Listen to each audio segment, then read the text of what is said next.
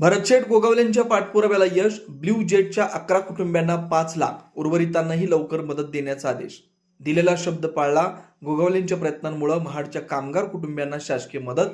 3 वर्षापूर्वी दिलेलं आश्वासन पूर्ण. गोगावलेंच्या हस्ते धनादेश वितरण. उर्वरितांना प्रांत कार्यालयात बोलावण्याचे आदेश. 2023 साली महाड MIDCतील ब्ल्यू जेट हेल्थकेअर कंपनीत झालेल्या भीषण स्फोटात मृत्यू पावलेल्या 11 कामगारांच्या कुटुंबियांना आज अखेर न्याय मिळाला. राज्याचे रोजगार हमी, फलोत्पादन आणि खारभूमी विकास मंत्री नामदार भरतशेठ गोगावले यांच्या सातत्यपूर्ण पाठपुराव्यामुळेच महाराष्ट्र शासनानं या कुटुंबियांना प्रत्येकी 5 लाख रुपयांची आर्थिक मदत जाहीर केली. आज महाड येथील प्रांत कार्यालयात मंत्री गोगावले यांच्या हस्ते मृत कामगारांच्या नातेवाईकांना धनादेशांचं वितरण करण्यात आलं.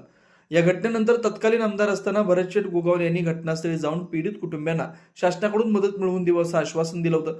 त्यानंतर त्यांनी तत्कालीन मुख्यमंत्री एकनाथ शिंदे यांच्याकडे थेट मागणी केली. तसेच उद्योगमंत्री उदय सामंत यांच्यासोबत समन्वय ठेवून हा विषय मंत्रिमंडळापर्यंत नेला. यावेळी बोलताना गोगावले म्हणाले, 3 वर्षापूर्वी मी या कुटुंबियांना शब्द दिला होता. खासगी कंपनीतील कामगार असले तरी ते आपलेच आहेत. त्यांच्या कुटुंबाला वाऱ्यावर सोडणार नाही. आज तो शब्द पूर्ण झाला, याचा मला आनंद आहे. ही मदत म्हणजे शासन त्यांच्या पाठीशी याचा संदेश आहे.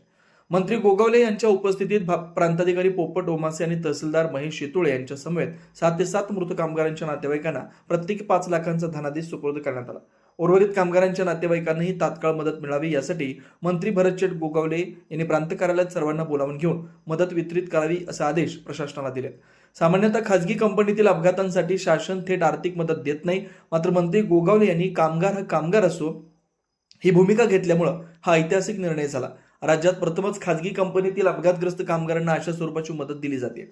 ब्युरो रिपोर्ट, तेज मराठी न्यूज, महाड, रायगड. 3 नोव्हेंबर 2023 ला एक मोठा अपघात झाला होता. कंपनीमध्ये स्फोट होऊन त्यावेळेला 11 कामगार जळून मृत्युमुखी पडले होते. आणि त्यावेळेला मी उद्योगमंत्री उदय सामंत आले होते, आमचे तहसीलदार होते, प्रांत सगळेच आमचे अधिकारी वर्ग होते. आणि त्यावेळेला आम्ही मागणी केली होती की यांना 5-5 लाख रुपयाची भरपाई द्यावी आणि कंपनीकडून जी काय मिळेल ती. तर अशा प्रकारे कंपनीने काहीतरी 30 लाख रुपये त्यांना दिले प्रत्येकी.